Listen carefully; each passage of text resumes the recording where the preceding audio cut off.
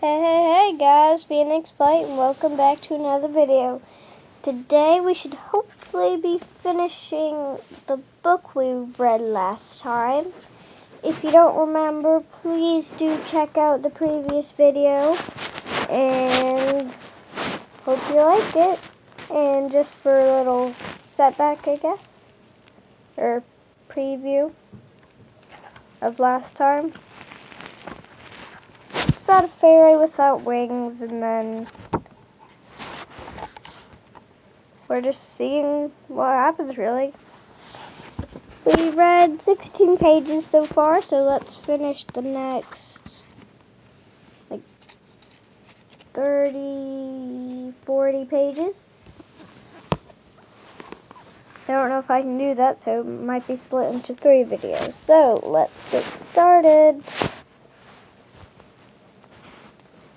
Alright, so Tink went out to see the sewing talent fairies, who could do magical things with a needle and a bit of thread.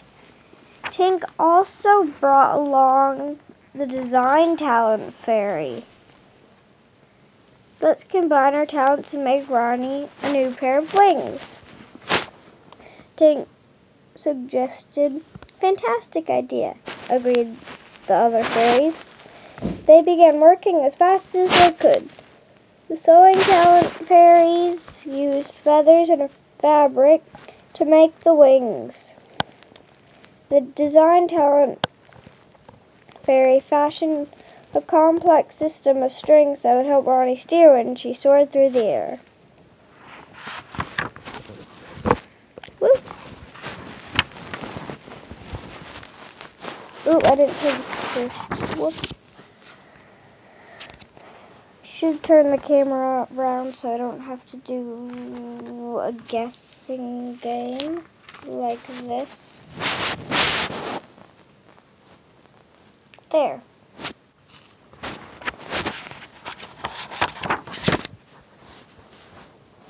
An extra cup of pixie dust and you'll be flying in the sky again. Just wait and see, Tink promised Ronnie, but when Ronnie tried the wings, they felt a bit awkward. The strings were, ouch, strapped too tight. Come on now, Ronnie, Tink cried as she fluttered the air above Ronnie. Ronnie pulled the strings and flapped the wings, flap, flap, flap. She did her best. Suddenly a gust of wind caught the wings and Ronnie whirled through the air.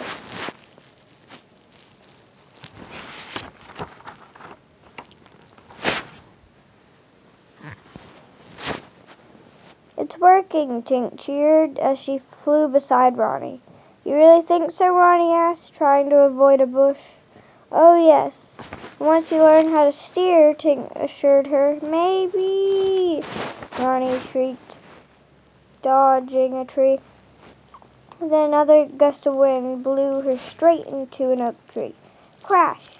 Ronnie groaned as she dangled helplessly from the branches. Are you okay? We'll get you down.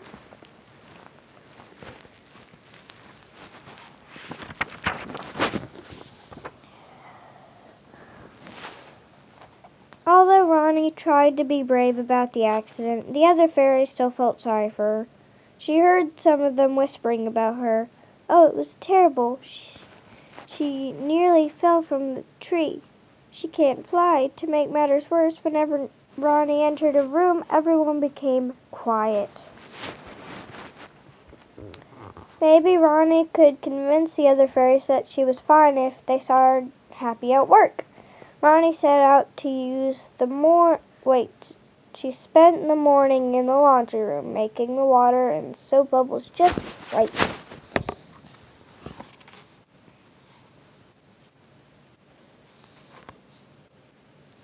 Everyone being quiet when she just walked in the room. And there's her doing laundry.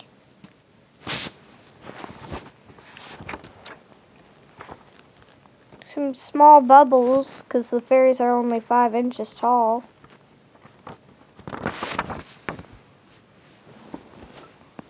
Later in the kitchen, she made the water in the teapot boil quicker than ever. When she saw the harvest talent fairies bring in baskets full of gooseberries to be washed, Ronnie beamed it like it was the ideal job for a water fairy. The fairies quickly rinsed the berries so they could be made into pies. Ronnie then drained the berries perfectly. When she was finished, there wasn't a single drop of water anywhere. At tea time, Ronnie went into the tea room and she sat down with the other talent fairies. Water talent fairies.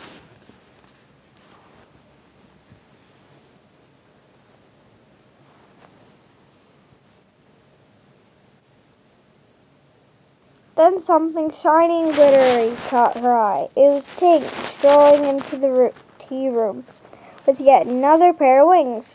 Ronnie shook her head in disbelief. She knew what Tink was up to. These wings were even more magnificent than the last pair, but Ronnie did not want to try flying again. Still, Tink was determined to help her friend. "These will work, I promise," said Tink. "Come on, let's go to the meadow. There are no trees there." And there's a big cliff. Sorry if I miss a couple pictures, but I want to finish this book.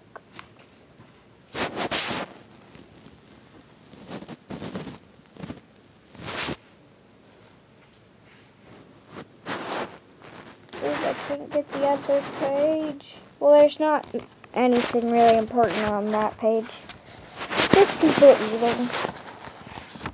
It's a very fancy restaurant with the smallest chandeliers in the world. Hope you can see that.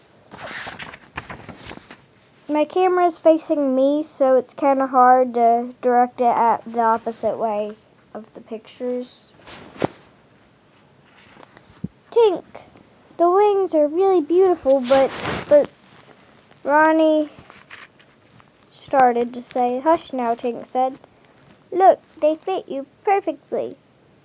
And these will last, I promise." "Tink," Ronnie said, sighing. "Please, now just jump," cried Tink. Ronnie did as she was told and jumped. The wind carried her along for a moment. Ronnie enjoyed floating in the air again. All of a sudden, she heard a loud cry in the distance. "Hawk, hawk!" In Neverland, hawks were often lurked about, ready to swoop down and snatch an unexpected fairy. Ronnie quickly dived, but the wind just kept taking her higher into the sky. Soon she was so high that when she came down, she crashed.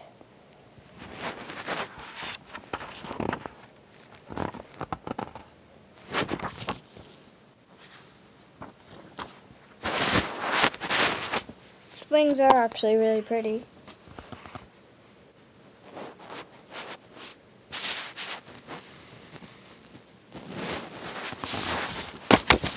This page. It's a pretty okay angle.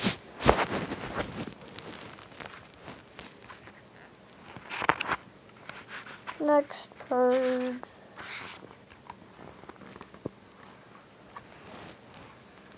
When Ronnie hit the ground, the useless wings snapped off and hit her on the head. "Ouch!" Ronnie cried as she rubbed her aching head, thumbing. Ronnie stood up and yelled at Tink, "I wish you'd stop trying to fix me. I'm not a broken pot." Ronnie stormed off and went directly to the stream. Frustrated and angry, Ronnie dove in and felt the soothing water cover her. As she floated on her back, Ronnie heard a shrill cry up in the sky. She saw the hawk again. "Oh no!" And it snatched Terrence.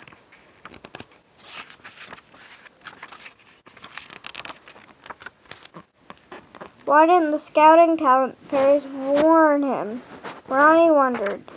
They were supposed to watch out for hawks and other dangers that might lurk in Pixie Hollow. Ronnie looked up and spotted a flock of scouts chasing after the fierce bird. For a moment, Ronnie wished she still had her wings. She wanted to save Terrence, but there was no way she could help him while floating in the stream. Ronnie gasped when two scouts flying too close to the hawk's sharp beak. "Watch out," warned Ronnie. But the scouts were clever and played a trick on the hawk. As the hawk lunged at them,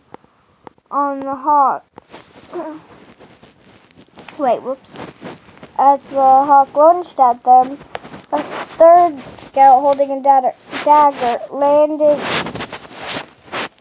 on the hawk's head, and the hawk saw the sharp blade and forgot about Terrence.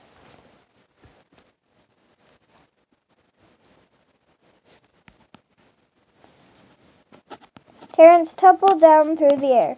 "Spread your wings and fly," Ronnie cried, but nothing happened. "Oh no," Ronnie shrieked. "He can't fly. He's unconscious." Thump, thump, thump. "Well, at least he'll fall into the water instead of hitting the ground," thought Ronnie. But there's one important thing that fairies can't do in water. Well, it's not really important. They just have to remember not to go in it. But Terrence couldn't swim. If his wings got soaked with water, they would be too heavy to keep him afloat, and he could drown. Ronnie quickly zipped through the water and had to save Terrence. The cool water woke Terrence up, terrified. He was out in the middle of the stream. He obnoxiously began to kick his feet and flail his arms. "Stop thrashing around," Ronnie cried. Ronnie swam towards Terrence and grabbed him. The pair broke the water surface.